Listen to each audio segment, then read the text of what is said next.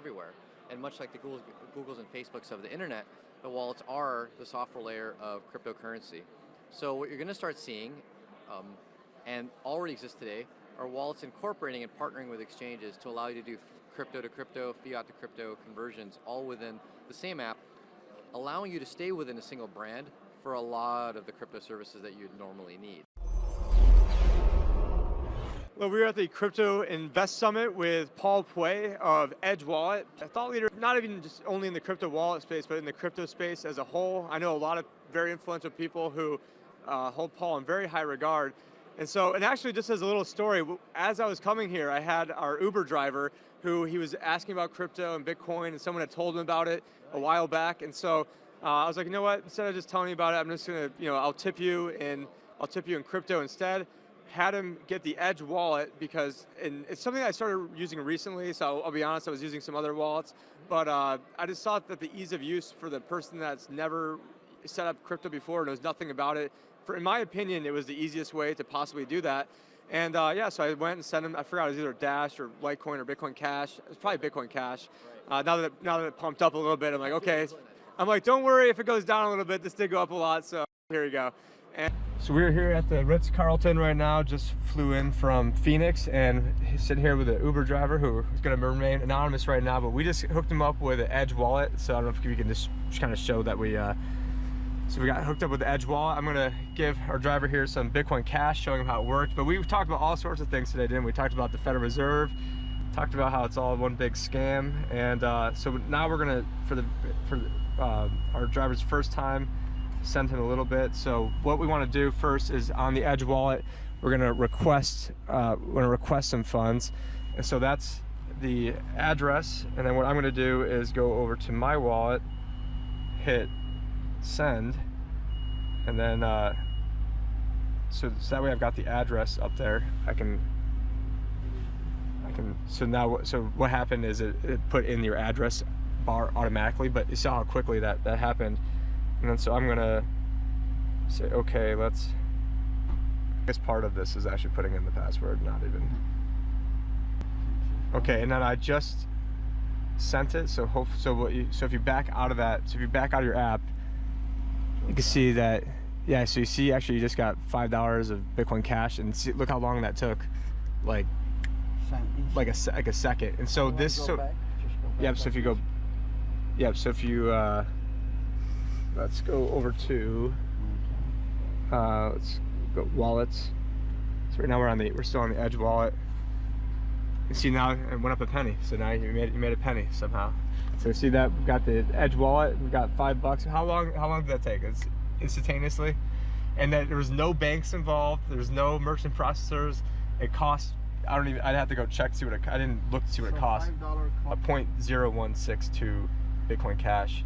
And the transaction fee was 0.0007 cents. So that's tenths, hundreds, thousands, 7/10,000ths of a penny is what it cost me to send that to you. And you actually ended up making a penny in the time that And I want to thank you for coming on today. And can you tell us a little bit more about the Edge wallet and why you created it, or maybe how you got into the space to begin with? Yeah, so Edge, why did we create it? As an early, well, not super early, 2013 original user of Bitcoin, and having set up multiple different wallets from Mycelium, Blockchain.info, Armory, and whatnot, I easily found that the usability, specifically on the key management, specifically on how you back up and secure your keys, was as alienating and as intimidating as you could make it. It simply was not something I would recommend to anyone, not even technical people. Who it was for were for people, not necessarily technical or not technical, it was for people who were willing to jump through the hoops because they cared enough about crypto on an ideological level. And from the viewpoint of getting true adoption of crypto, I felt like we had to break past that. Get past just simply, okay, I'm ideologically aligned, so I'll jump through all the hoops. And so we created, at the time, called Airbits, was the original name of the company, the original Airbits wall, which was Bitcoin only, but it had the tech to be able to allow people to hold their own keys, be non-custodial, but still automatically encrypt and back up the private keys for Bitcoin without the user doing anything more than creating, username and password. And that's it. And that's the core of what we do very differently from every other wallet in the ecosystem, is hide the complexity of key management behind simple account creation.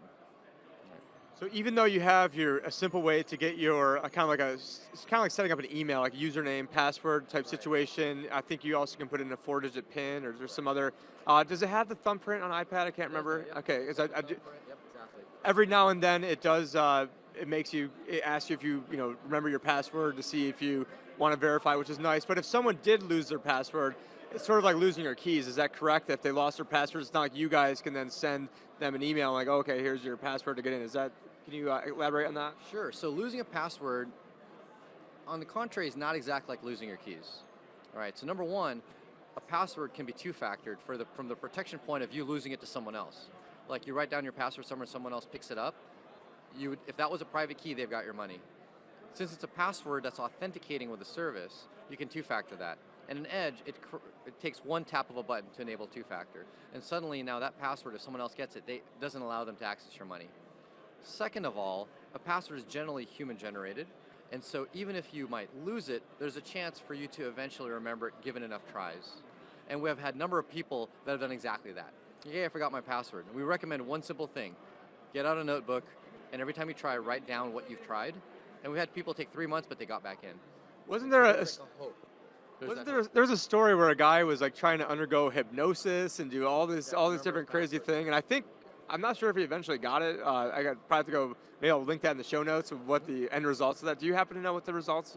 I've heard of some stories where they were successful and some that, weren't yet successful. But the thing is that there's at least that possibility and hope, right? It's not, if you lose 24 words, you are not ever going to recover that. Done, gone. There is a second piece, which I now highly recommend anyone with Edge do set up, which is actually a password recovery capability, but you have to set it up ahead of time. And it's a split key mechanism highly motivated by multisig, which allows you to recover your account with two keys. One that Edge holds, and another that you email yourself, so you hold in your email. So your email is kind of like your partially secure storage, but you don't fully rely on it. You also then authenticate to get the other key from Edge using two personal questions and answers, which we as Edge never see. We don't see the questions, we don't see the answers. They're all encrypted and hashed. But much like multisig, it's taking split keys and not trusting one entity, not your email, not Edge, but allowing you to have another mechanism to get access to your account. So if you set up password recovery 2FA with a normal username and password that you would normally create, your odds of easily being able to get into your account and recover it are very high. Nothing is perfect. Even like bank accounts and even your Gmail, there's a chance that you'll completely lose it if you absolutely forget everything. But our goal is not to be absolutely perfect. That doesn't exist. Trying to be perfect is probably one of the mistakes in cryptography. And so ours is to be much, much more forgiving and cross over the threshold of being very, very intimidating to very, very familiar and much more recoverable than what the ecosystem currently has. And we think we've definitely gotten there. Yeah, and one thing our mutual friend has called this, Ernest Hancock, is the grandma just button. So in terms of, and his wife is a grandma, technically, Donna, so shout out to Donna. And and so it's something where he can give it to her, she can figure it out in 20 seconds. I can give it to an Uber driver who they can figure it out. And it's just a great thing because in order to get, I remember, when everything was running up and I had clients who had never heard of Bitcoin or crypto, and all of a sudden, one of them was like, do you know anything about this Bitcoin? I'm like, how much time do you have? Exactly. And with them, you have to go through like, well, first you got to go on to Coinbase, then you got to hook up your account, and then you start getting into, then you start getting into the private keys and getting a ledger, getting a Trezor, and then you got to then send it into Shapeshift or go to another exchange, and basically their heads completely explode, and they're like, well, can't you just do it for me? And so it's great seeing you guys take care of one of those vital pieces. The other vital piece, I guess, would be custody, and there's been lots of talk around here. So what are some of the things that you've seen maybe other presenters talk about that sort of excited you, or other sort of innovations that you see in the space that are, maybe they're not here right now, but maybe in the next, maybe if we talk next year, like what do you think some innovations that you see kind of coming down the pipeline? Got it. So I want to address actually one of the things you said just a hair before that with respect to, okay, when you set up a new user, you got to tell them like set up this account, and then the Shapeshift on their website, and then set up some exchange like Kraken, blah, blah, blah. One of the things that I see coming, we're trying to lead on that, but we see the industry moving as a whole, is all of those services that you just mentioned are going to get absorbed and integrated in the wallet. One of the talks I've been giving is this concept that the wallet is the new exchange. Exchanges today have all the mind share, They're what people think of when they think crypto. They're the household names, but they don't scale on a global level. People are like, what? Are you serious? Think of the analogy of the ISP. The ISP was the original internet startup.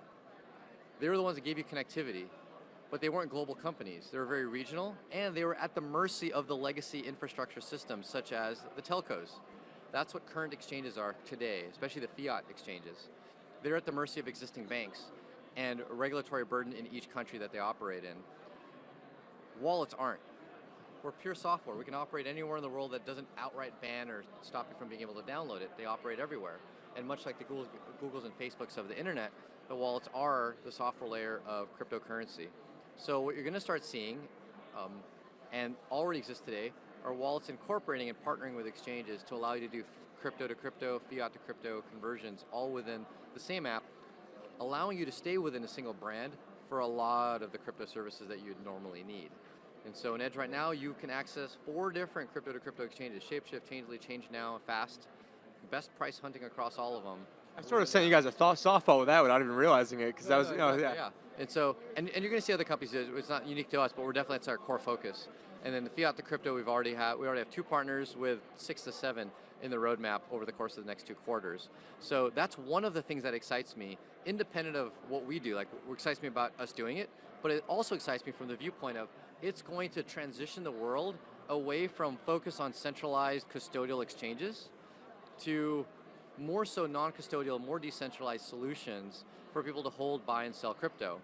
Now, to further answer your question, what I'm excited about is taking the next step above that. As opposed to just acquiring and holding and sending and receiving money, what about replacing actual financial services that sit on top of money? Right? In our current world, we've got money, and we have financial services that are on top of money, such as loans, hedging, insurance. That's the part that I'm excited about next, and that's where I think dApps and smart contracts play a role. I don't think they're going to replace, they're not going to be the new internet. I'm not a big fan of the term Web3, in all honesty. I think the dApps have their place, and its most important value is taking financial services that have been restricted to highly fortunate, accessible individuals in developed countries, like insurance and loans, and making that now accessible globally to anyone that has a smartphone and an internet connection, and not needing to know how much money you have, or any kind of KYC, are you in restricted countries? That to me is what I think projects like Augur and MakerDAO are really, really disrupting. And I'm excited to see more projects along those lines, like the decentralized finance movement. And we'd love to obviously integrate with those. And you'll see some of that integration come into your regular wallets like Edge as well. That's amazing. And another thing that kind of really separates you guys out from a lot of the other wallets that are out there is the ability to have Monero easily able to do. Now, was that a decision that was tough for you guys? Because I know there's like some bad connotations sometimes with that, but there are reasons why you'd want Monero. And I do have a podcast that we put out like 2 weeks ago where we talked with Dr. Daniel Kim, who I'm not sure if you've ever, well, it's this guy who is a Harvard, I believe he's a Harvard PhD, Yale MBA, or maybe the other way around, and he was giving all the legitimate use cases of Monero, and it was fascinating. I'll send you the interview, and but I wanted to see what led you guys to having Monero getting natively active inside your guys' wallet. Got it. So one of the things I love about Monero is it takes a currency with core focus on privacy, and it hides all of the complexity of being a private currency. So take some of the other competitors to Monero, and I want no knock on these guys because they're working on doing exactly this, like Zcash, or even the privacy protocols that can be attached to Bitcoin, such as stealth addresses or tumblers and mixers. While all of those are great privacy-based technologies, they all increase the friction for the user to use them. It's not a grandma just button. It's not a grandma just button.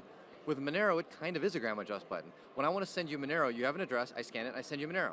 You receive it. It feels just like sending and receiving Bitcoin, except that it's way, way more private. They've made the privacy features on by default. And that's something that we've advocated since we originally launched our original app, Airbits, is that, hey, guess what? You're using the app, you're sending and receiving, you're tagging transactions with people's name and how much money that was received and category and notes without you even caring. All that information is private. Nobody sees that I've tagged a payment to Ernie because he bought me dinner and I'm paying him back.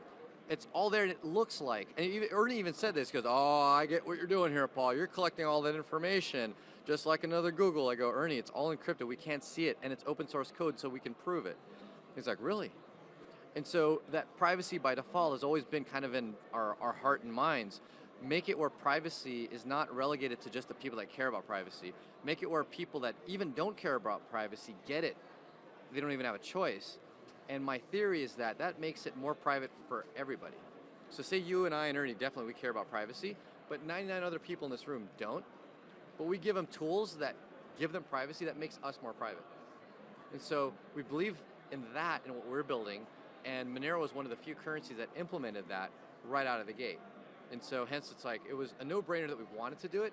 Now came the challenges of the technical hurdles and whatnot. I'm proud to say that we're one of the few teams that has the technical actual capability of doing it, because there's many other wallets out there that are just like, this is a pain in the ass. And no question about it. It is a pain in the ass on the developer side, so that it's not for the user.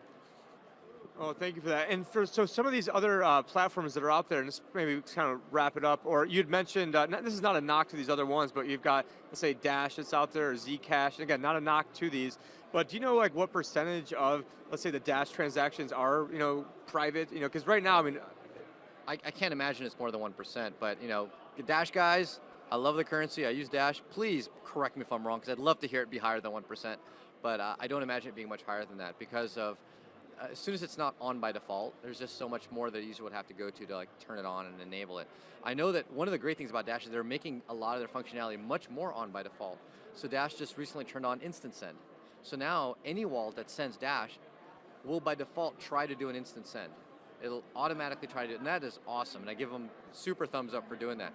If they can start implementing that for private send, which I think is much harder. I don't know that they're going to be able to make that on by default, but pushing those boundaries, I think, is what is going to drive better privacy. I know the Zcash team is pushing to make privacy on by default, making it where in the future, normal transactions just simply don't work.